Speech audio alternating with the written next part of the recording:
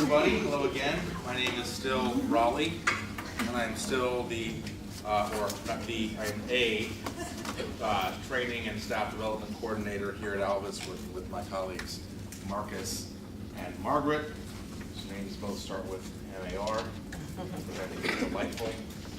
I am also the chair of the not yet fully existent diversity committee here at Alvis.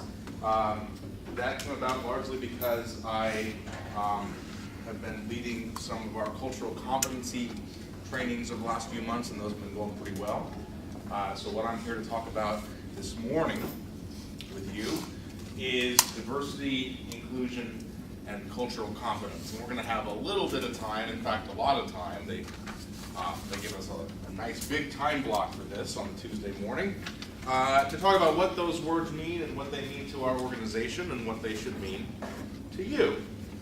And this is going to be largely discussion based, so in case you are all hoping to coast on silence for the first 3 or 4 hours of today, that's not going to work. At least a few of you will have to be sacrificial lambs and jump up and participate. But I want to begin the conversation with something really general, almost hopelessly vague. But we'll see if we can't narrow it down to some more interesting conversations from there. So suppose that I use the word identity. What do you guys think I mean by the word identity, TJ? Identity is more or less a made-up set of norms and folkways which we as a culture have come together and psychologically developed interpersonally to bring ourselves different from one another, because humans in a social setting desire to be diverse. We don't want to be the same as each other, but we do want to have cultural sort of identity together. So it's a psychological thing by which we differentiate ourselves, and a sociological thing by which we make ourselves the same as a certain person. This can be very divisive. TJ.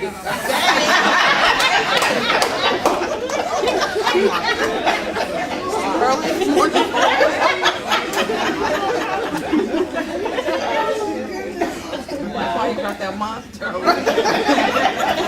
you sure you want us to talk? You're saying not discussion based again. TJ, that's a lot of $10 words to fit through. Let's see what you meant by that. So you said that identity is a social construction of sorts. Is that maybe the 3-word version of what you just said? Yeah, I like that. Elena wants to jump in on this. I think the gist of what you're getting, correct me if I'm wrong, is basically we like to have our own individuality of ourselves, but we like to be able to have something in common with others to connect with. How do you like that? Yeah. Is that a good recap? I like that. Okay. Sort of the abridged version. In my, I also lead our communications training, in which I have a whole section on not using 20 words when you could use 5. I think that's also covered in the Great Reports training, is it not, Marcus? It is. You covered that part? Okay. But no, I'm going to make fun of TJ a lot, I can tell. But he's a good sport, so it's going to go well. All right, so identity, something that we have in common with others, something that might separate us from others. We might even want to get more simple than that, and maybe think of these 2 features of identity as functions that identity can play, right? One of the things that my identity does is it makes me different than Dominique in certain ways, and the same as Maria in certain ways, right? But before it can do that, we have to understand just what is my identity? I mean, and the answer is so simple that you're going to feel like I'm needling you for a difficult answer, but really, it's super simple. John. I'm going to say it's everything that encompasses you. Good! Thank you. I've heard that the worst thing a teacher can do is ask a question they already know the answer to and just keep on prodding until you get the exact answer I want. So that's what I just did. My apologies. And John gave me the exact answer I wanted. Identity is just who you are. Now, there's a lot of space for TJ's, brash Foucauldian critique of social constructionism. Into this. What's that? Bring Michelle into this. All right, good. Right, so we can understand how we become who we are, and how that can often be a product of various social forces desires to fit in, social pressures that we might have faced, either by schoolyard bullies or TV pundits, or representations of beauty or of masculinity or of femininity in various pop cultural products. So we can tell all those stories. We can talk about how we became who we are, and yet at the very bottom of it, identity is just who we are. And whatever the story we tell, to explain how that came to be, or whatever the story we tell is sort of what functional roles that plays, grammar, then there's still the very fundamental fact. And so what I really want to focus on that basic matter, and I want to ask ourselves, what kinds of things make up who we are? What kinds of facts about Raleigh make Raleigh who Raleigh is? And Dream is next, but I'm going to go to Cartland first. Oh, Raleigh's name? His name. My name, okay, good. Yeah. Might make something of that. My name makes me who I am. It plays a partial role in making who I am. It decides what people call me. What's that old silly joke? What's the one thing that belongs to you, but other people use it more than you do, or something? Anyway. Dreama. Your DNA or your genes. Okay, so you could think that we're largely determined by our genes, our DNA. Maybe you all remember arguments in your high school psychology classes about nature versus nurture, and then you remember the psychology teacher telling you that, hey, it's both. Everybody gets to win. Nima. Nima or Nyla? Nima. Culture. Good. Did John just say that's a big word, or? I did. It's a big word. Why is that a big word, John? Because it's such a huge definition. It encompasses so much. So not spoiler alert, but what we're going to start talking about eventually near the end of this session is, sorry? Yeah, I say we eventually talk about the culture, which encompasses a lot. Cultural competency in particular. Practices. Right. Practices my beliefs. Good, okay. So what kinds of things count as facts about my culture? In my mind, a lot of different things are going to figure into that. So many that we might just want to talk about all those things instead of bring under one head. Eddie's had his hand for a while. Your family social dynamic. Family social dynamic. Good.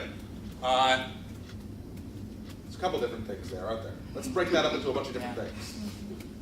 So first of all, family and social, but what about family? What sorts of facts about my family serve to determine to some extent who I am? Socioeconomic status. Their beliefs. All right, everybody at once, good. I know. See, we were worried about, TJ was so worried about people not participating that he felt like he had to take the ball up on his own. But you guys have proven that he had nothing to worry about. All right, facts about, okay, so my family, if you want to learn something about me, and I'm going to say, oh, I can tell you about my family, what do you want to know about my family in order to learn something about the kind of person I am or who I am? Are you the oldest? Okay, birth order, sure. Personality. Maybe, Where they are. okay, Heritage. location of origin, right? So what's the word for that? There's a better word for that. Heritage. Nationality? Well, okay, so there's heritage, there's nationality. Those seem to come apart to some extent, maybe, because my family goes several generations back in the United States, and yet if you want to know about heritage, and there's some story to tell about, European ancestors or some hodgepodge potpourri of Germans and Roman Catholics or whatever. I think. I don't actually know. I never did the ancestry.com. But there's also sort of where I was born. Am I a Southerner? Am I a Northerner? Am I a Californian? Right. That sort of plays some role in who I am. So let's see. So by heritage, do you mean something different than ancestry? Or would those be sort of so roughly the same? So heritage, ancestry, hometown, maybe? Hometown or home country. I've heard the word personality thrown out. Now, how does personality connect to family? Why is it a fact about my family that determines like my personality? So, oh, he's stuck again. Okay. Sorry. Sometimes behavior-wise. I'm really sorry. What you said? Behavior-wise. Behavior-wise, I totally heard the phrase "hit your wife." I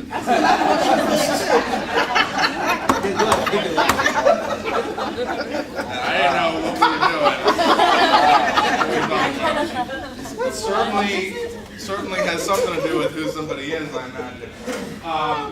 Maybe like parenting styles, right? That could figure into who I am, whether my parents had an authoritarian style or a very sort of laissez-faire style. That hand that I saw over there, but I didn't see who it belonged to. Brian. I would say socioeconomic status would play a big role with family ties from your upbringing. Socioeconomic status. Good. Sorry? Circle for the Marxists. Yeah. So right.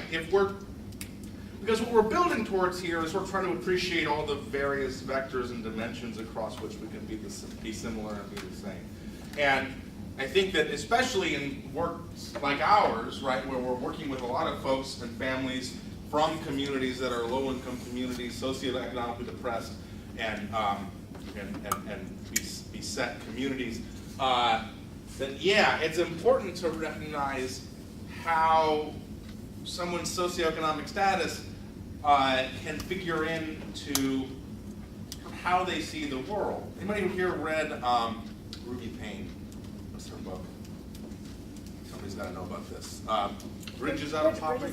Bridges Out of Poverty, right? Where she talks about, and I know that there are certain features of this approach and mindset that are controversial, but in general, she's talking about the sort of cultural norms of poverty and how when social services and human services organizations are built by people who haven't lived in poverty, then they're often sort of oblivious to or inured to the kind of way of life that's understood and accepted by folks living in these communities, and you can create disconnects and divides between those two. McKinsey. Going along with how family can inform identity, talking about what the expectations are on roles. So roles for children, roles for parents, roles for grandparents. Okay, good. That's a good addition. I'm not quite done with socioeconomic status, but that's fine. No, that's okay. We can also talk about, and this by the way can sort of flag somewhere where I hope we'll go soon enough, which is the way that family dynamics can help to determine gender roles, right, or vice versa, right? That's chapter 3. We're on chapter 2. That's chapter 3. Another distinction I think is interesting to draw within socioeconomic status is, I think it's really interesting. Wait, who said that? Eddie said. No, Brian said that. Where's Eddie? You're Eddie. For some reason you look like an Eddie to me. I think that Eddie's over there, but you're Eddie and you're Brian. I'm everywhere. What's that? He said I'm everywhere. No, it's not. Never mind. I don't want to be misunderstood.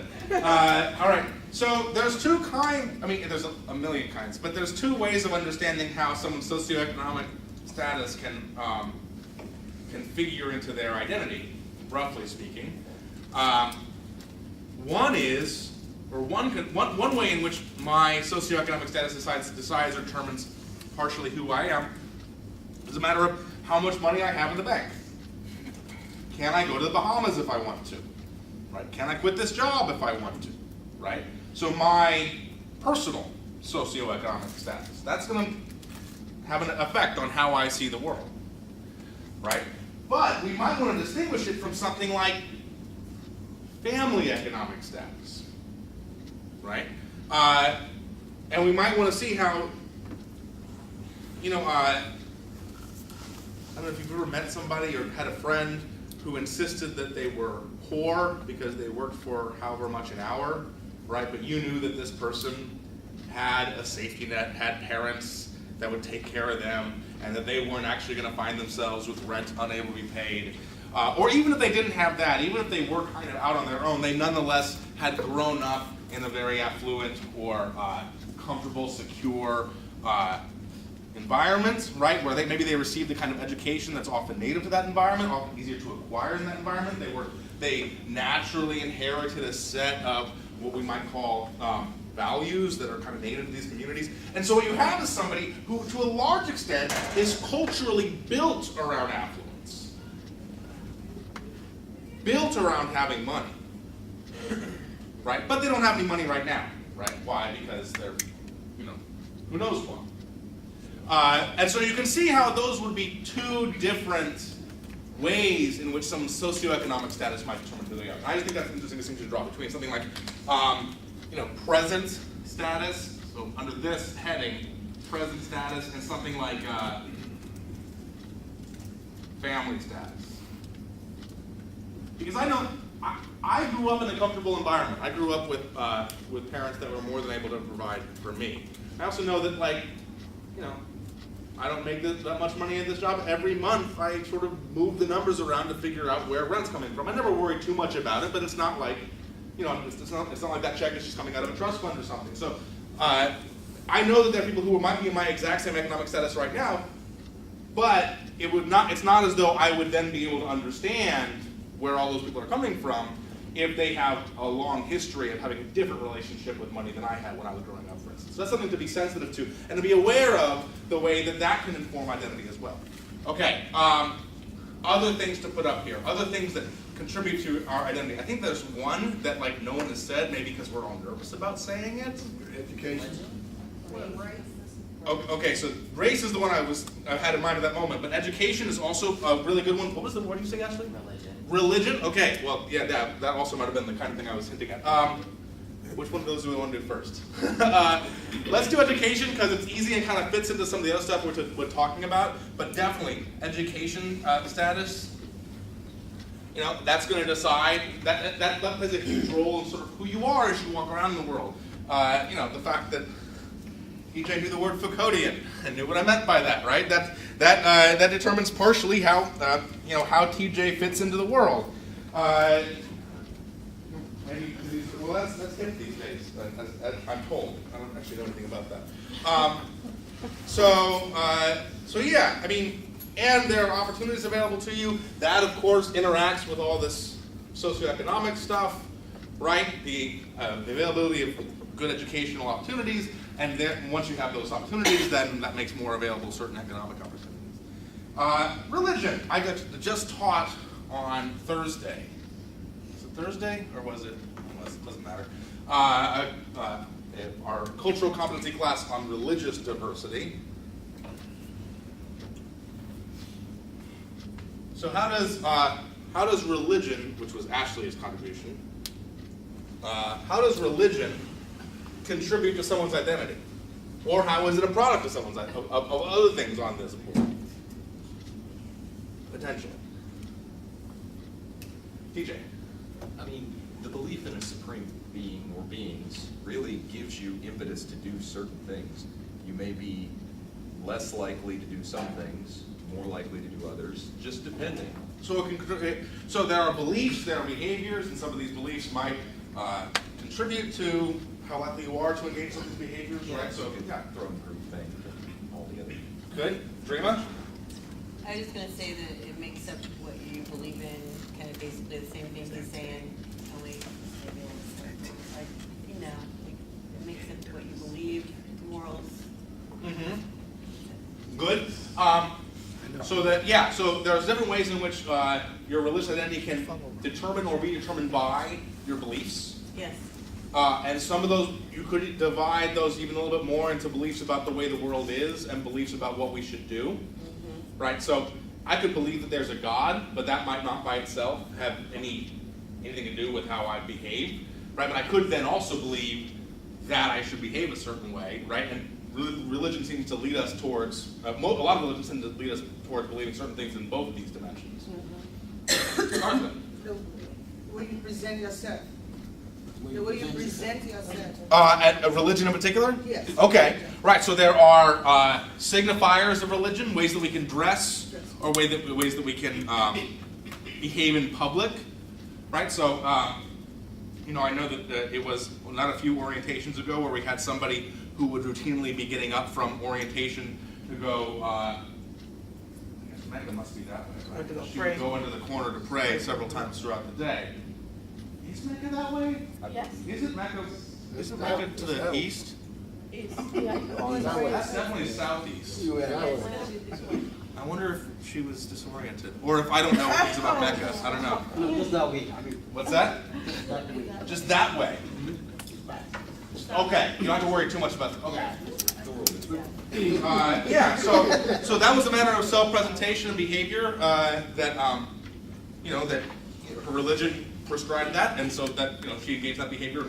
David, yes. Just to add to that is your belief will at times even injure your participation in a job. For instance, you might say, I am a Catholic or I'm a Christian, therefore I will not work on Sunday morning. Muslim, I will not work on Fridays. So your religious beliefs might have an impact even in your job. Sure. That's what I was saying. Yeah. So one of the things that we were discussing on Thursday was the fact that there are 13 holidays on which Jews are required to not work. And there are weeks because they're scheduled on the lunar calendar, so there are years where every one of them falls on a weekday, right? And so we were discussing, okay, so at Albus we talked yesterday about paid time off. We have a floating holiday, one floating holiday, which is meant to give you sort of freedom to take off. If you have a religious holiday that might not be built into our calendar, you're free to take that day off, right? But what if you have 13 of those? Plan well, right? You got to work here for 5 years before you get 10 paid days off, 10 vacation days, and then you have to use all those vacation days for those holidays, if you're the kind of observant Jew that would want to take all those days off. But yeah, so the way that you take holidays, or the way that you celebrate and worship, self-presentation, clothes, prayer, ethics, and of course ethics, by the way, can be removed and become its own category separate from religion, right? Ethics can be a part of our personality, part of our identity, regardless of whether that ethics is religiously inspired or motivated cause or anything.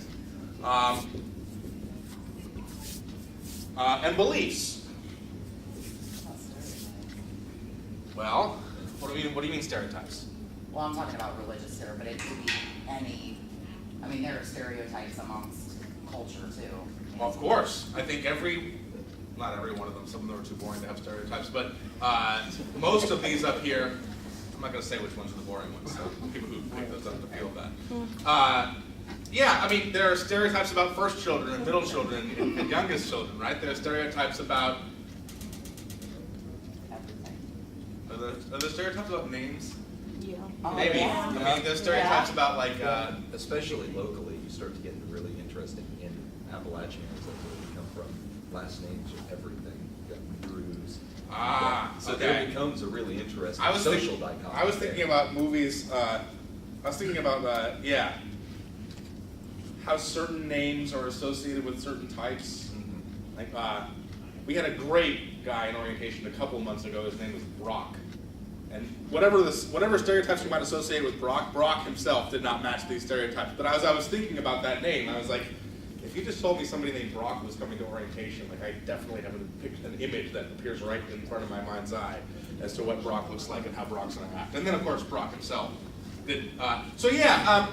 What's interesting about Ashley's suggestion that we talk about stereotypes up here is because stereotypes aren't by themselves necessarily part of identity, right? Stereotypes themselves aren't part, if I am a Christian, let's say, there are stereotypes about Christians. Those stereotypes themselves don't figure into me at all. Unless you believe them. So but there could be two directions going on here, right? So first of all, those stereotypes could be based on, in some cases, you could imagine that there are stereotypes based on actual experiences that actual people have with actual Christians in this case, right? And so there could be some sense in which my behavior is evidence for the stereotypes, and that's so you could in fact learn something about me by consulting those stereotypes.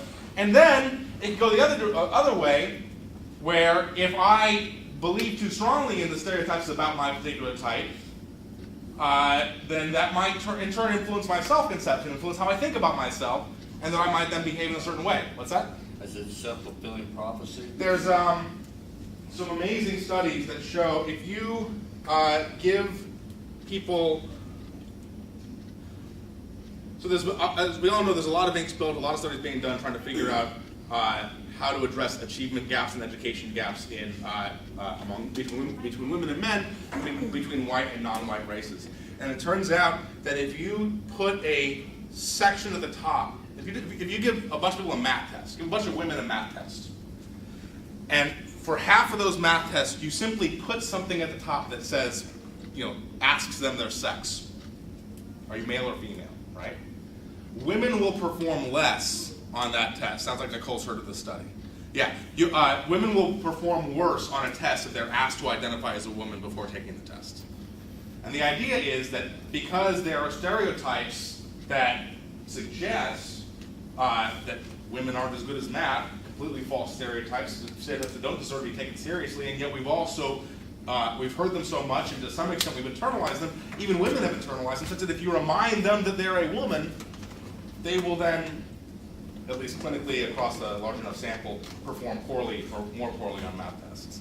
I forget what the phenomenon is called. It's something like self-discounting or stereotype threat. Stereotype threat, that's what it's called.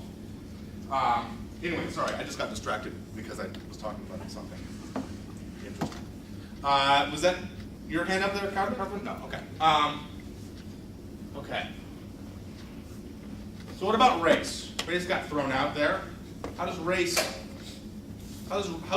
and identity interplay off one another? Many people like to identify you by your race. Oh, I'm talking about a black man. I'm talking about a white man. They really don't want to call your name. Sometimes Okay. they use the color to identify you mostly than your name. Yeah, right. So often, if we don't know how else to point somebody out, Yeah. we'll say, "Well, I'm talking about the white person. I'm talking about the black person," right? Yeah. Sometimes that bothers me. Sometimes it doesn't. Sometimes that feels like, if there's only one blonde person in the room, but there's nothing wrong with saying the blonde person. In this room, we're sufficiently racially mixed that if I were to say the black person, that would be wholly useless, which, you might hope that more rooms would be mixed like that. Or if I were to say the white person, that'd be also totally useless. How else does race figure into who we are and how we move about in the world? What's that, Andre? Like I said, your social dynamics. Say more. What I mean by that, if just what I see, if I'm at the store shopping and you shopping, who they gonna follow more? Absolutely. They're gonna follow me more Mm-hmm. because they more like that's a stereotype. It's more prone for me to think that I'm going to do something wrong, Good. but don't know my social stability. Right. I have a thought on that I want to add, but first I want to see what Mike has to say. Really, the thing about race is, I don't even think there is race. I think TJ might agree with you. There is no race. There is no race, and what does that mean? Yeah, because everything's equal, all just human beings. That's You right. come out different colors, don't even matter. Is there such thing as height? Yeah. Yeah. That's just What? Well, you said it's no race. If I say there's such thing as height, I can still think that everyone in different heights is equal. Yeah. But I don't have to say that height doesn't exist. Oh, Wait, hold on, we're all talking at once. We're having one conversation here, folks. Sorry, Joe, say again. So you do think there's such thing as height? Yeah. You don't think there's such thing as height? in measurements of a building, per se, maybe, but, I'm just saying, as far as people, we're just human beings, period. If you keep going off color, then you're gonna lose your mind. Nicole wants in on this pretty badly. So I agree in the sense that we're all people. I just think that it's wrong to say that there's no such thing as race is socially constructed, meaning we made it up, but that doesn't mean it doesn't influence every aspect of our lives. Well, So we make it influence. we do, but You look at it it still that way. exists because Oh, yeah, Yeah, it depends. I don't know Kim, yeah. that we're a human race and there's not different types of races. Uh-huh. I think that we're all one race because we're human, but I also think that there are different ethnicities, like where we come from, where we originate. Some of us may or may not know where we originate, but race is talking about the humans. It's not a black race or a white race, or you know what I'm saying? Like it's Maybe, we're but all one race, but do you think that there's no? There Do you think there's black people and there's white people? No. Yeah, but I think I view that as ethnicity. I don't necessarily view that as, because race separates us in a way, and I think that we're all the same and that we're all human. Yeah, I was gonna add on to what you were saying, because like, you could be, let's say you're black, but you grow up in like a suburban neighborhood and whatnot. Like, how people would normally expect you to act as a black person, you don't normally act like that. Because of your social, how you, like the community that you grew up in. So necessarily, I agree with her with the ethnicity. I wouldn't necessarily say race, but I would rather go with ethnicity than. Okay. Yeah. So sometimes I get real fuzzy on what the difference between race and ethnicity is, and sometimes I have a hard time in these conversations. Maybe someone here knows that terrain better than I do. I want to call on Chastity because she's been super excited to talk. I don't feel there is a such thing as black and white, because at the end of the day, you say you're black, but you're not black, because all of us is mixed with something else besides black or white. Sure. So there's really no, like, when an application, it really makes you just want to put other, because you're really other, because you're not black and you're just not white. Because I'm black, but I have Indian, you have white, you have all of this. So how can you say that you're black and how can you say that you're white? It gets real messy, that's for sure. I want to bring something back to something Andre said, though. So Andre, and he was talking about stereotypes, and he mentioned that if Andre and I were to separately walk into a convenience store, not all the time, not without exception, but we would be regarded and treated differently. Maybe it's the way Andre you might be dress. followed, I probably wouldn't be, especially if I was dressed like this, right? Maybe if Andre was dressed in certain ways that were indicative of certain communities, that would even more exacerbate his chance of being followed in a certain way. So that's not a fact about either Andre or me. That's a fact about the store owner. Yeah. But here's a fact about Andre. Andre's grown up with that, and I haven't. I don't know what it's like to be followed in convenience stores on a regular basis. And so I guess the reason I'm bringing, because that now becomes a fact about you, and I'm talking about you like you're not here, but are we we're cool? So it's part of Andre's experience that the world has comported to him in a certain way because of his skin color. And that's added up to a big part of who Andre is today. Am I wrong? So, and I've never had that experience. So it hasn't figured. The fact that I freely walk around Dillard's and don't worry about people being suspicious of me, that figures heavily into who I am today. So I'm super sympathetic, which is to say I like the idea that race is just some kind of social construct, and even the idea that we could sweep it away if we were all conscientious enough. That if we all were awoken. It's difficult. Well, it's very difficult, but one of the reasons I want to resist the idea that we just give up on so we say, no, there's no race, right? That race, whether it's race or ethnicity, again, I don't know how to use those words very well, but like for me, that's an important thing that's different between Andre and me, is that I have been shaped by the way the world treated me, and the way the world has treated me has been shaped by the fact that I'm white. So I'm a little bit less receptive to the idea that we just say there's no such thing as race. Yeah, it is. So there's this sort of feel-good notion that we give ourselves, that we're all one big culture and stuff. But ethnocentrism... You hear that? Teacher's calling you feel-goody. How do you feel about that? Ethnocentrism, the thought that your culture is better than all other cultures, exists, and if you think you can resist it, humans haven't ever shown themselves to be that self-aware yet. There's also the belief in physics, and I'm going to do this real quick, time doesn't exist in the way we perceive it. We see time as a point with a finite end. Boy, I have a really hard time believing this is going somewhere. It doesn't. So basically, you can think it would be good if this exists, but functionally you have to be very conscious of the fact that it does exist and take into account, especially in this profession, where that's feeding into each person and how that has shaped them. Yeah, I mean, it's interesting when you bring up this profession because, of course, that can become pretty iffy and tricky. You certainly don't want to. You don't want to treat your clients as though they're sort of capturable in terms of whatever you're assuming of their racialized experience. Like it's important. Yeah. So you want to sort of go into the room with a kind of background awareness, but then once you're in the room with the person, then now you've got a person. You treat them like a person. You engage with them directly, right? You don't treat them as a product of social forces that aren't in their control. Good. Okay. More thoughts on race because everyone has lots of thoughts on race. Ashley, sorry if I've been not noticing you. Sorry. I think medically it's important.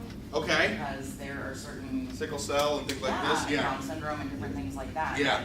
So we have to medically look at it as different races. However, difference between ethnicity and race.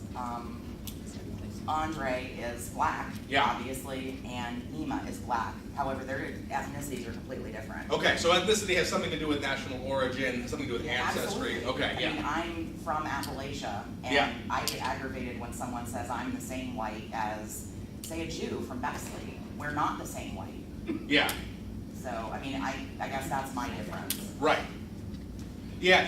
So I might occasionally frustrate you then because I might lean too hard on saying like, well, in the matters that I'm interested in, we're the same way. But that's because those are going to be matters of concern. What you get treated like in grocery stores or whatever, right? But I think generally speaking, white people don't have a culture. Like we don't know our culture. Really? White people? Okay, great. No, I know you're serious. Oh, I know you're serious as a $3 bill. First wonder culture. Yeah. I know because I care and because I've studied it. Yeah. However, if you ask my brother, he no freaking clue. Right. Right. But people who don't study language still have a language. Yeah. They have one, they don't know it. That's right. I totally agree with you. But why? Oh, no, I know we're agreeing. We're pretending to be antagonistic right now. We totally agree. I mean, Kim, I'm gonna let you in. I think that nothing would be better than for white people to start learning white culture. In a way that we're completely oblivious to the deep cultural entrenchment that we're all swimming in that we think is just the world. Yeah. Kim. So I just wanted to comment on what you said because even you get upset because you're lumped in, all white people are lumped in together and you don't feel like you're the same as all other white people. But in this society and in this culture, regardless of where you're from or where you originate, because of the color of your skin, it doesn't matter where you originate. You are treated differently because of the color of your skin, just like brown people are treated differently because of the color. And I'll say brown people because not black. That means, if you're from African descent, if you're from Dominican Republic, wherever you're from, and you have brown skin, you're treated differently than people who have white skin. Period. No matter where you come from. So, culturally, you're lumped together with all other white people because you're still given that higher socioeconomic status because of the color of your skin. I think that has a lot to do with it. Sure. Yep. Elena, and then the other Ashley. I think the interesting thing about what you said, interesting about white culture, is all the diversity classes I've taken at Ohio State have taught us basically what white culture was in the sense of our privileges over other cultures. Yeah, privilege, the P word. What is privilege? So it was like, for your guys' example, in the grocery store, that's a privilege you have. Now, is that necessarily what you would call as our culture, or is that necessarily us looking at how our culture is inherently given to us and having those advantages over everybody else? So every diversity class I've taken, it wasn't like, this is what white culture is, A, B, and C. It was, this is what being white gives you over other cultures or other reasons. Yeah. Good. I don't have an immediate response, but that's a good thought. Let that simmer. Ashley. I was going to touch on what Ashley said up there in the front. Ooh, the war of the Ashleys. Unless you're not actually going to say it. Oh, darn. My dad is an African-American studies professor. And growing up, he just always told us that ethnicity is how you see yourself. Your race is how others see you. So that's just how we... Ethnicity is how you see yourself, and race is how... It's a great sentence, but I feel like I understand those two even less now that I've heard it. No. It's like ethnicity, it's really, you can say, from Africa, but now I live in America, but I'm not African American. That's just how you see yourself. Okay. But as race, even though you may be from Africa, but now living in America, Yeah. somebody else just sees you as black. It's an interesting thought. It's not an unproblematic thought, right? Because a very dark-skinned biracial person Right. might be seen as black, and yet they might think that their race is Yeah, biracial. they would identify with themselves as being mixed American because they're Right. not a white dad or a black mom or whatever, but somebody that doesn't know them or their parents would just see them as white. Right, but would that mean that their black is their race? Because that's how they're seen? I would think that biracial would be their race. Because race is how other people see you. Okay. And if you're ethnicity is how you know see that they were biracial. Everyone who has thoughts on this, raise your hand. We'll see how many I'm going to actually let you say before we move on to something that's not race. But this has been a great conversation. Mackenzie, then David, then Carlin, then we move on. Beautiful. To Ashley's point, I want to use myself as a personal example. Everybody, what would you identify me as race? White. Okay. I identify my ethnicity is broadly white and Latino because Okay. I grew up like in a community of Latinos. I speak Spanish. I call it shape-shifting. When I am with that community, I take on. I think the phrase I've heard is code shifting. Code shifting. Code switching. Yeah. So my behaviors change, and it has nothing to do with me being inauthentic or like it's my authentic self. However, my behaviors shift. Sure. Okay. Yeah. Now, would you think that that's your rate? Are you comfortable? I mean, No, I'm comfortable. Like I'm very comfortable with exactly what Ashley said. My race is white. Okay. All right. Interesting. Okay. Yeah. David. I just want to emphasize the fact that race cannot be just taken as holistically one. The fact that there is white and black differentiates the two. Even if you are an African American or you are a black American, yeah, they will see you as black. Sure. As far as identity is concerned. Yeah. And if you look at the white, whether you are from Egypt, from Cairo, if you are white, you are just white. They will just look at you being white, the color. Yeah. So, if you are from a mixed white and black, yeah, and you are a product of those two, they will still see you as black. So, that distinction of white and black, yeah, we'll just take it as the race. White, black. Right. Just leave it like that. All the other distinctions or where you come from will just come into play as how you conduct yourself one conversation within any given scenario. Okay. Let us, like if she is Egyptian or whatever, we'll just consider her as white. She will distinguish herself as being where she is. If she didn't say she is, I'm not sure that this is the best hand gesture you want. Yeah. I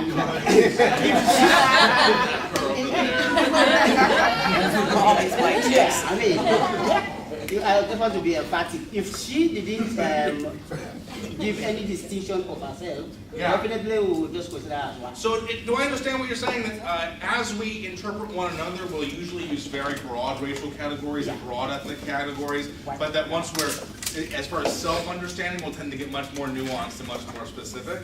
I mean, that sounds right to me. That's one of the reasons that it's good, I think, to be constantly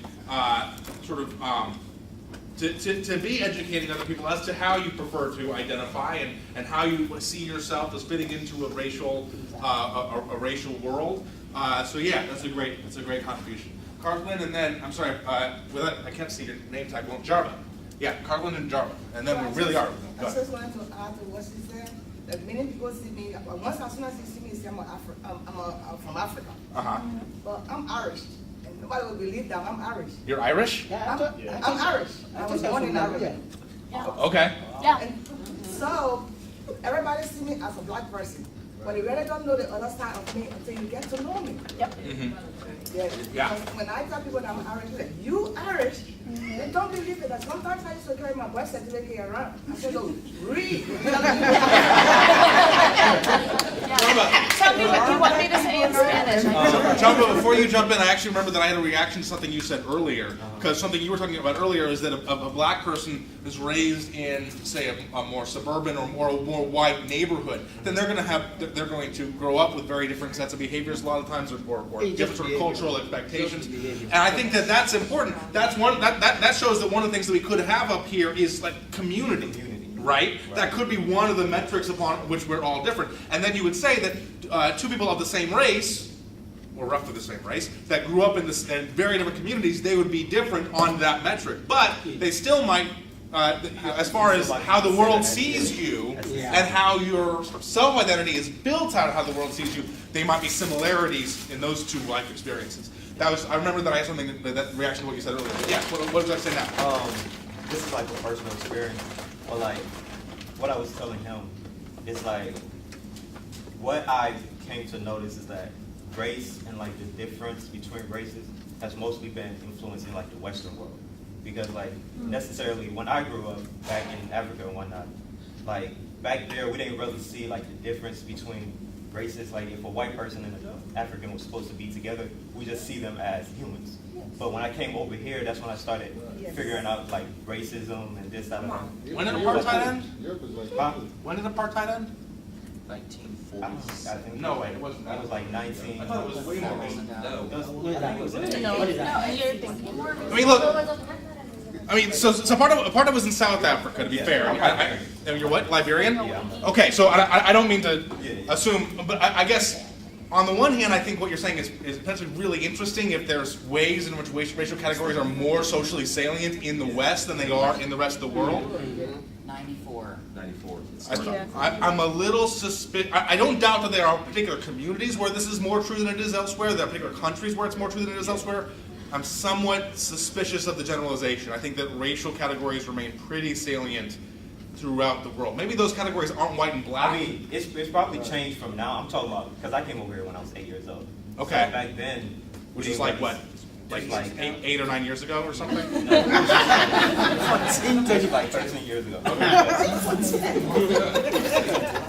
That was dismissive. Age could be up here. Yeah, with that, like back then, we didn't really see like the difference. I mean, probably now because like so many stuff has happened with races, so it's probably changed. But I'm talking about when I was coming up. And I also suspect that increased globalization is going to make whatever phenomena or what most dominant cultures are experiencing that's going to replicate throughout. So great conversation. All of it. I'm glad we had that talk. We're going to talk about more things. All of that is just sort of just kind of just explore the terrain and try to begin to articulate, begin to understand how racial categories and racial identities figure into sort of the bigger picture of who we are. I think we've covered a lot of nice ground. Obviously, not comprehensive at all. But what else? What's another big category that might belong up here? It said age. You referred earlier back to community, and I would say just environmental factors. Community, environments. Gender. Gender.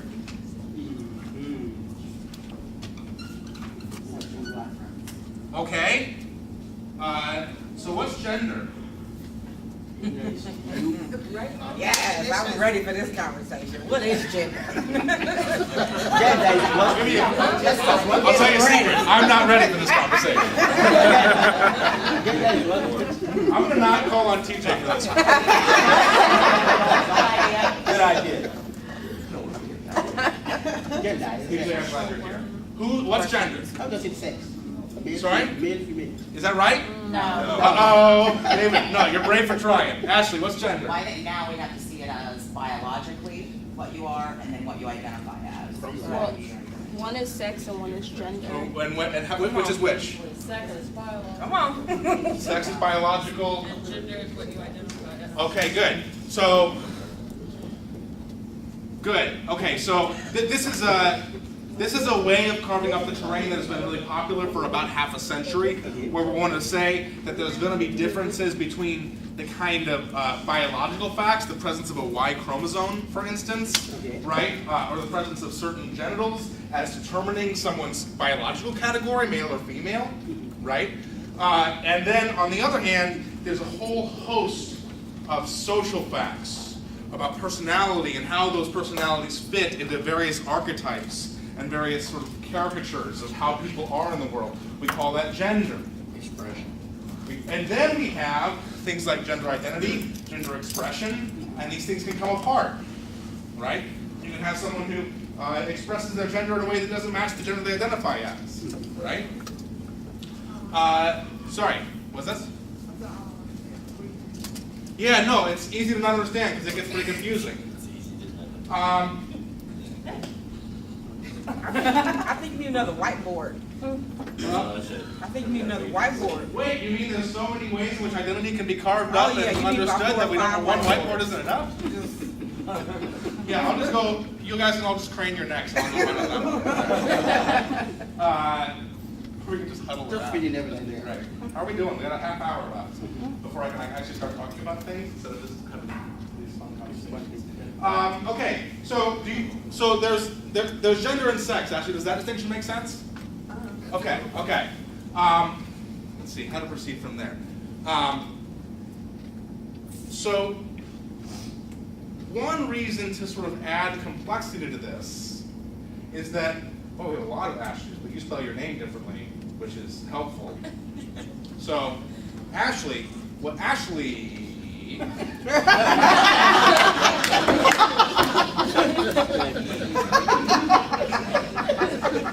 contributed to this conversation was to say that your sex is a biological fact about you, and your gender is how you identify. But why might things be a little bit more complicated than that? I just want to put this out here and ask Put it the out. whole class a question. So if you were born male with a penis and at some point in your life you decide to go grow breasts and have a vagina implanted, are you then male or female? That's my question. You're still a male, but you can't have a baby. Only the women. Biologically, you have to. Well, that's the thing about the binary. I think Joe has a strong opinion. No, sorry. I'm sorry, Joe. I'm sorry, Mike. Mike has a strong opinion on this subject. No, I got something to say. There's a movie called Predestination. I don't know if somebody's seen it. Okay. I haven't seen Okay. it. You saw it? I haven't seen it. Oh, okay. So I'll just give it to you in a nutshell. A guy was born a woman. Then she got pregnant. A woman was born, this person was born a woman, but then she got pregnant. And then after she got pregnant, she found out she can no longer be a woman, so she had to get surgery. She became a man. Okay. But the catch, man, I wish you guys would see the movie because actually she got impregnated by herself being a man. It's all messed up, man. You just gotta see. So, Predestination, but it goes with this conversation. I'm gonna propose that we don't need this and I'll because we got some real world examples. Sorry. Who's talking? I was talking over somebody. Who's talking? It's called trans men or something. So the word is transgender, and it refers to people who don't, or it's one way that somebody could not identify with the sex or gender that they were assigned at birth. And one of the reasons that it serves as a complexity, a complication with the way that Ashley separated the race, was that Ashley said that sex was a matter of your biology and gender was a matter of how you identify. But if you look at someone like Caitlyn Jenner, Boo. That's a terrible example. why is that a terrible example? Because he want to be a man again. Oh wait, is this a new story? Yes. No, he He don't. want to go back as a man. Caitlyn Jenner does not. Oh, Jesus. Okay, so fine. Actually, I have not kept up on that. Yeah, you did. And that's true, I might stop using it. He want to go back as a man. Well, there are, okay, so let's talk about just transgender women instead. Let's do that. Right? And we might say that they identify as women.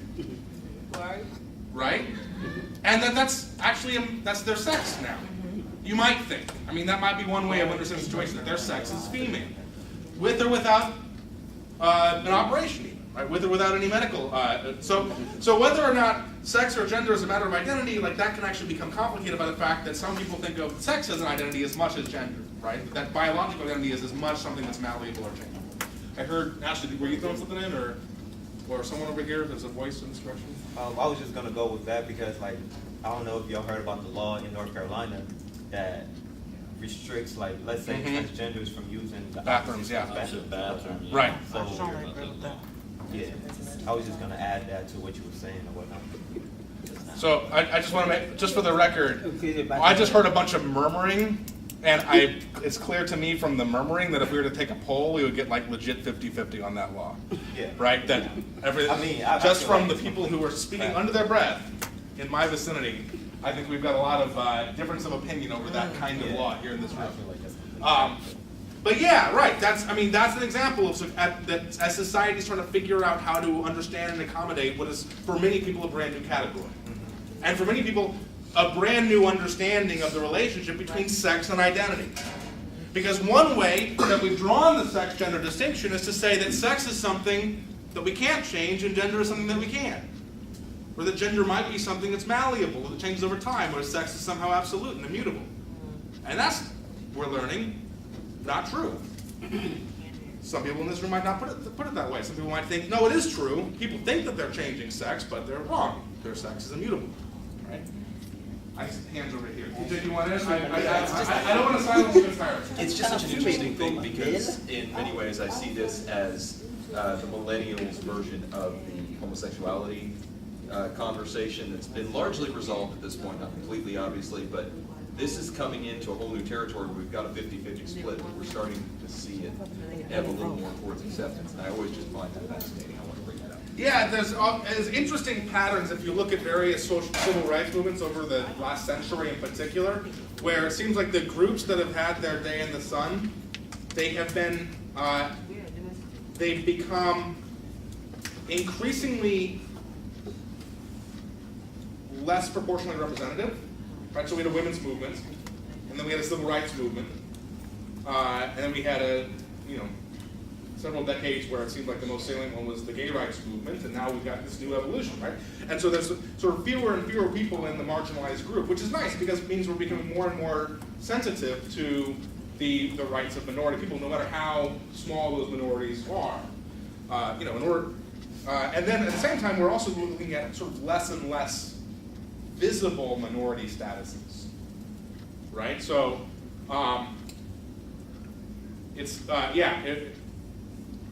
those who benefited the most from the women's movement or from the civil rights movement, in most cases, it was evident that they were a member of the group that was sort of fighting for their rights, right? And we've been moving to groups that are sort of more and more often not visible, or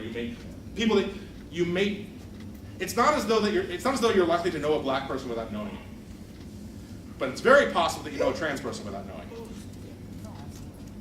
Ashley. I was just going to say the same thing, that throughout history we've done this with groups. I mean, people that had disabilities that, were shorter or whatever, they were in freak shows, and, then we had, I don't know how the North Carolina thing is any different than having black and white water fountains or pools and I feel like we're kind of like what you said. I mean, the DSM, we just came out with a new one, and homosexuality was in there, and now gender identity dysphoria is in there. So I feel like these things have even been seen as like crazy or gender identity dysphoria. As I understand it, it's a feeling of alienation from one's own gender identity, right? So like, I'm a man, but I don't feel like one, and that's creating like psychological turmoil for me, right? Elena. Just from my personal experience, I think a lot of like the stereotypes, and this doesn't go with LGBTQ, this goes with anything really, is fear and our lack of knowledge on those genders and stuff. I mean, I'm the only straight one in my family. I have 2 gay older brothers. I've worked in a gay bar for 5 years. My entire social circle is all gay. So like, I'm like the oddball, so I'm like the straight one surrounded by an entire group of LGBTQ individuals. Yeah. But I'm knowledgeable about that.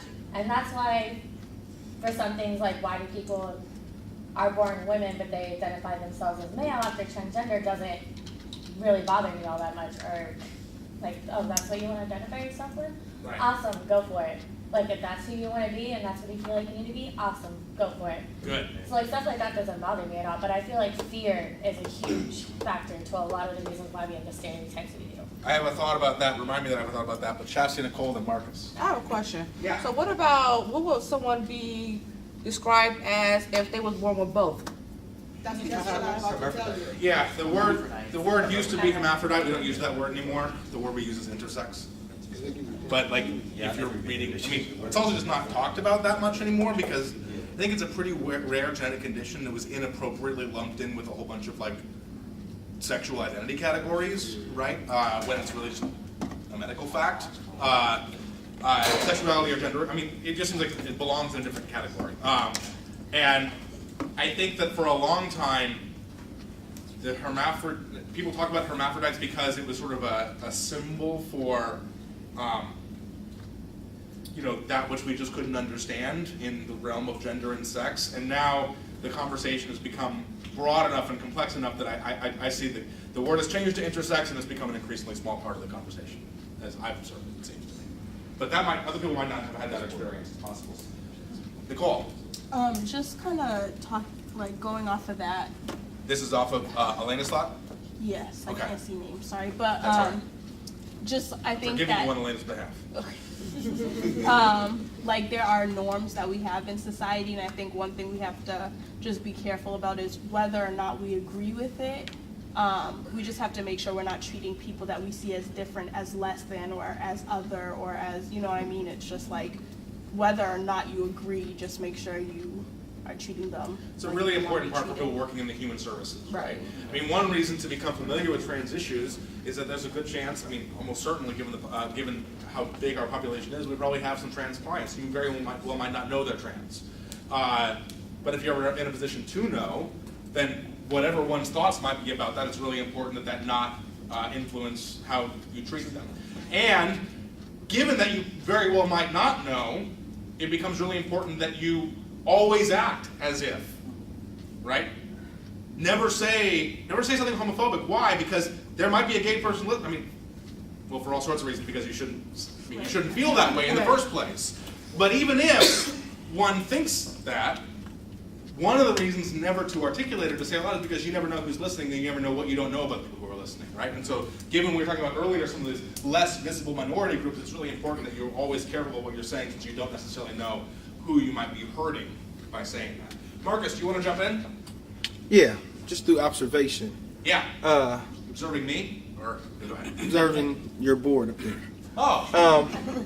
There's one thing that I think plays a big role with how someone identifies theirself. And that's more the lifestyle groups that you associate yourself with, such as hippies, gangsters, and something like that. So let's just say there are gangs that have blacks, whites, Latinos, Africans, all different type of different races and ethnicities in them, but they all have the same social values based on the gang that they believe that that is a real part of them and who they are. The same thing with hippies. When I was in college, I met black and white hippies that did some pretty crazy things that I felt like I wouldn't do, and I was just afraid to do, but they felt like it was perfectly normal, and it had nothing to do with them being black or white. It was that lifestyle, the hippie lifestyle that they chose to live. Can I say, first of all, that when you use the word gangster, I can't help but think of the 1940s and Tommy guns. Right. I don't think of kids in gangs as gangsters. But yeah, I mean, that's great. I think that got mentioned when we were up here, but I might just not have written it down, that social group was a big part of it. We covered a little bit with community and environment, but you're right, it's worth its own category to say that we're determined by the folks that we identify with, who sometimes will establish their own behavioral norms and mores, and that's a really great point. Ashley. On Elena's point's been popular. Yeah, she said that it doesn't matter regardless, and it should be accepted, and that's fine until somebody that is trans approaches you and you're not into that. Maybe you're just, you only like men or you only date women, and because this person identifies herself as a woman but was actually born a man, I think that it's important for them to kind of say that to you. Because if you're a man and you were born a man, you identify as a man, and this trans person that is now identifying as a woman approaches you in a bar, they look like a woman, they sound like a woman. You think that they're a woman, you start to date this person, and you find out that her name used to be Bobby. That's gonna be a problem. Right. Somebody, yeah, like just because you identify yourself as a woman doesn't mean that I identify as a woman. So, I mean, at what point do these people need to tell you that they need to be a little more? So first of all, I want to, and it's something, by the way, that I might have been guilty of even today, because it's hard not to use these sorts of pronouns, but or pronoun phrases. But you might be a phrase like "these people" is something to avoid. It's probably going to be easily perceived as dismissive. But no, I understand. That's not to address your central point, which we'll get to. I think Kim might have a thought on it. Do you want to say that? I think it's very important that in this particular time frame, that if you are trans in any way, that it does do you a service to give but it's that not hard to find out. I don't know if it's because I'm my best friend. To give the person that they're approaching that information when it's appropriate. I don't feel like wear it on a t-shirt. No, I'm not saying that, but I feel like in this particular time, you for your own safety, you do have to provide that information. But at the same time, even though this is kind of like, it may seem like it's not feasible, we as humans need to understand that when someone identifies as male or female, regardless of what they were born as, that's how they identify. So it's not them trying to be sneaky. It's not them trying to mask who they really are. It's they're showing you who they are. And for us to demonize it or make it seem like it's something that they're trying to get over on someone is what exacerbates this entire situation. Because we need to be mindful that people really do identify as male or female, even though they were born in a different sex. And maybe that's true, but I personally would be offended. Me being heterosexual, if somebody I thought was a man was actually born a woman and approached me. Why would you be offended by that? Because I personally just would be offended by it. So it's possible. But here's the thing: you're not facing violence or discrimination at a rate that those who are transgender are facing. Like, I could say I'm a heterosexual and nothing's really going to happen necessarily to me, but if I go and say I'm transgender, somebody may not agree with that, and they could come at me violently. I'm going to let Marquisha on this, but I do think to summarize what I take to be Elena's point is that if you feel yourself poised to be offended or bothered by the fact that someone might hesitate to disclose, that they might be careful or slow to tell you their history, I think it's there's a couple of things to realize about that. The first is that it's essentially a medical fact about them, how they were born, how they're. I'm not saying like on the initial approach. I know. Right. So it's a medical fact about them, and it's probably their prerogative to disclose that at their pace and at their rate, just like if they have a medical condition of a different sort.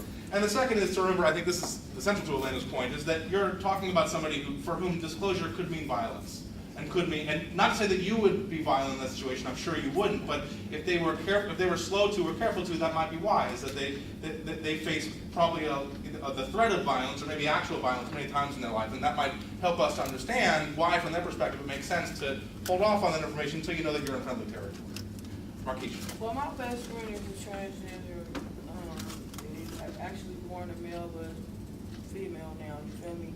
And it's like, my best friend don't hide it either. Like, even when like dudes be trying to talk to her, she let them know, like, you feel me, I ain't what you think I am. Like, but like, these men out here really be liking transgenders. Like, and my thing is, I feel what you're saying, because I have a best friend, we go out to gay clubs and stuff like that. I don't like women, but it's been plenty of time that stuff been try to talk to me, but I don't get offended. I'll just be like, nah, I don't like females. Yeah, but what I'm saying, I like that type of people. I'd rather, me personally, everybody's different. I hang around those type of people. I don't have nothing against those type of people. And they're very fun than regular females. I don't care for regular females because that's just not my type. Like, but I don't feel, I mean, I'm going to go ahead and give Brian the last word. We've had a great conversation. I want to make sure that we actually get a chance to cover some of this stuff. All right, hold on, folks. But everybody not gonna. Marquise, Ashley? That's what I'm saying. This has been a great conversation. I've really enjoyed this. We've got a lot of breaks throughout the day, and if we want to continue some of these conversations, we can. Brian, do you want the last word? I know you were jumping in on that. All right, I kind of had something between the whole sex, gender thing, Yeah. back to the race. What it all boils down to is that actor-observer bias. We all look at external factors and judge the person for internal factors. Just like we were going back on the race, like a black guy walks into the store, they might get followed by a person or whatever, however you want to distinct that. But we all have this big flaw in our perspective. It doesn't matter what sex you are, race, blah, blah, blah. Or, like, I seen you flip the thing, diversity in everyone. So you have to be able to look outside these external factors of anything and just relate to that person on an individual basis more so than anything else. You treat people like you want to be treated. In this position, It's only God can no judge. matter No matter how you are. like, Good. You can't see things as black and white. You really do have to internalize them as the individual and hear from their upbringing, their environment. All this does play a factor, but when it all boils down, the external factors are meaningless.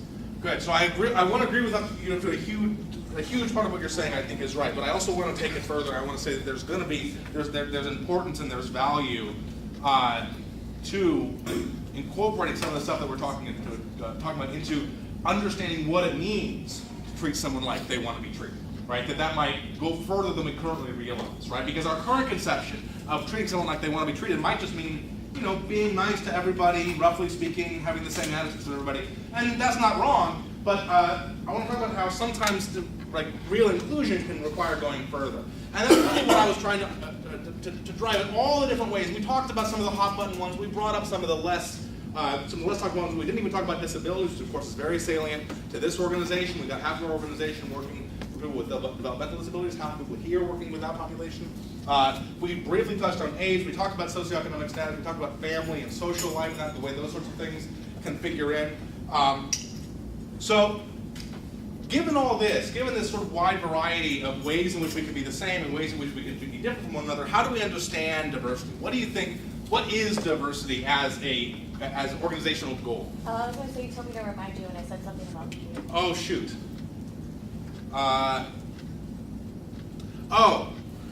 Yeah. The 10-cent version of what I was going to say was something like, because you were talking about the interesting experience of being a straight person and also a minority in a community, right?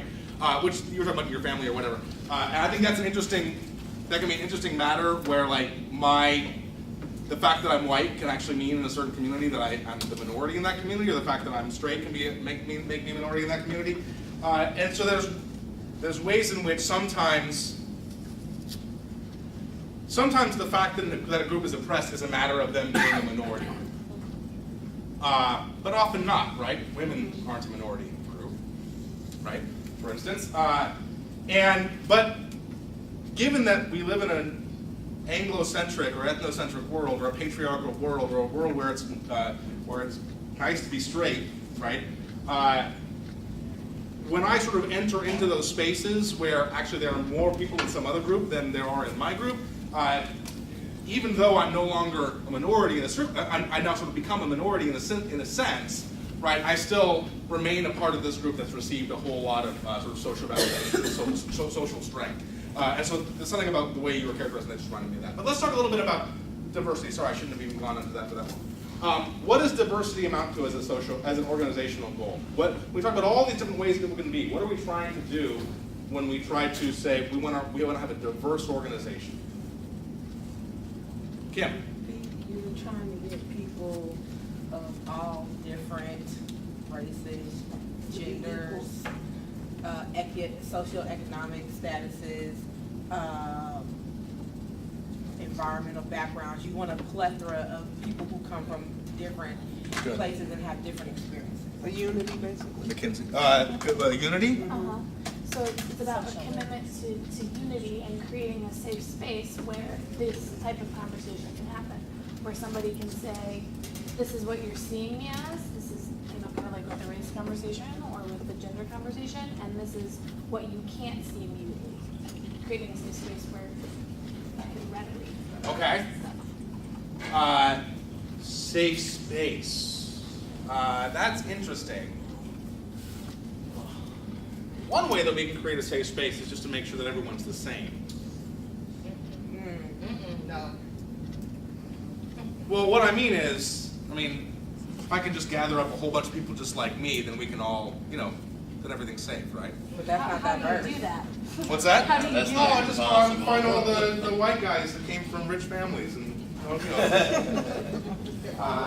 maybe we'll make them all Libras too. We'll make it really specific. What happens when somebody expresses a thought that's not What's that? common? Sorry, what'd you say? I said, what happens when somebody expresses a thought that's not common in that group? Oh, there won't be any. Well, then, yeah, there will be. Yeah, sure. Thanks. And then There's no everyone TJs becomes in the safe. TJ, you're not a Libra, are you? God, no, Aries. All right, cool, we're cool. There you go. Yeah, they're talking about diversity. That is bringing together. Bringing together. All that is different. So I guess the joke, I was making a joke, We know. but what I was getting at was this. When I think of diversity, I actually don't necessarily think of this quite yet. I think of mostly this, Representative.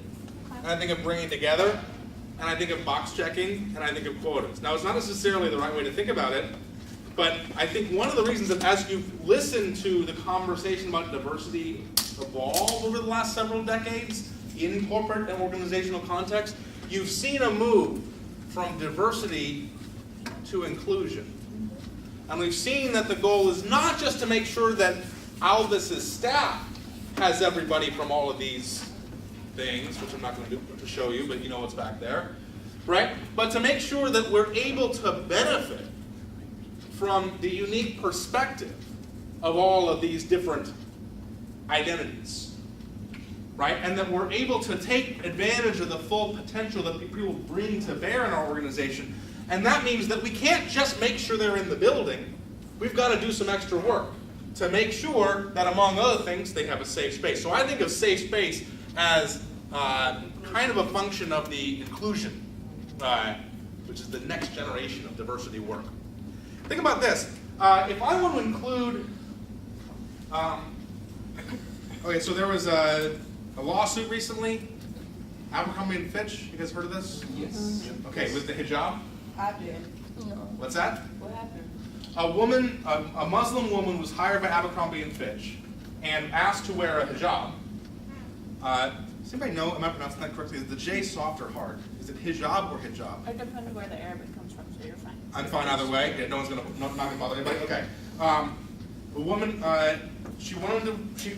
Her religion dictated that she wear a hijab, and that was, and Abercrombie and Fitch wouldn't let her. And I don't know if they fired her for it, but she sued for wrongful termination or sued for religious discrimination or something like that. And I think she won, right? Abercrombie and Fitch lost that lawsuit, and it was determined that that dress code was discriminatory on the basis of religious identity. Now, what would it have taken for Abercrombie to be inclusive of Muslims in that setting? To let her wear the hijab. To allow her to wear it. Super easy, right? So inclusion in one case can just simply be allowing. Or tolerant. Or tolerating. I think you gotta go further than that. Oh yeah, you do. I think you gotta go further than that, because in order to create a safe space, you have to have an understanding, either through education or something, of being able to accept the fact that I can value everybody. Good. There's not one person in this room that I can't gain something from. I can make it even easier for you. Suppose that I've got a friend who is in a wheelchair. And I want to be, me and Marcus, we're going out for drinks after work. And I want to invite me and Marcus and Margaret, sorry, I keep forgetting to include Margaret because she's brand new. Me and Margaret and Marcus, Margus. We're all going out for drinks, and we want to invite Joe, who's in a wheelchair. And so I invite Joe along. I'm allowing him to come. I'm including him. But what if I go to a restaurant that isn't ADA compliant and in which you have to go up several sets of stairs to get to the front door? You can't get him up there. What's that? You can't get, and then you can't get their friend up there. So right, unless we're, so at the very least we have an initial problem, right? Mackenzie, you went in? Yes, I do. Well, in that particular situation, I think you ask the person, you know, are you okay? Some of the solutions that I thought of immediately are carried. I've carried friends, other friends into restaurants, and then somebody else was in charge of the wheelchair, getting them in. Right, absolutely. Or calling ahead and asking, you know, can you set a table aside for us? Right. But notice how, and what other solutions are there? Pick a different restaurant. What's an even more, what's a crazy solution? Build a ramp. Right? But all of these, notice that all of them are different than the hijab case. They all require going further than simply allowing. They require accommodating.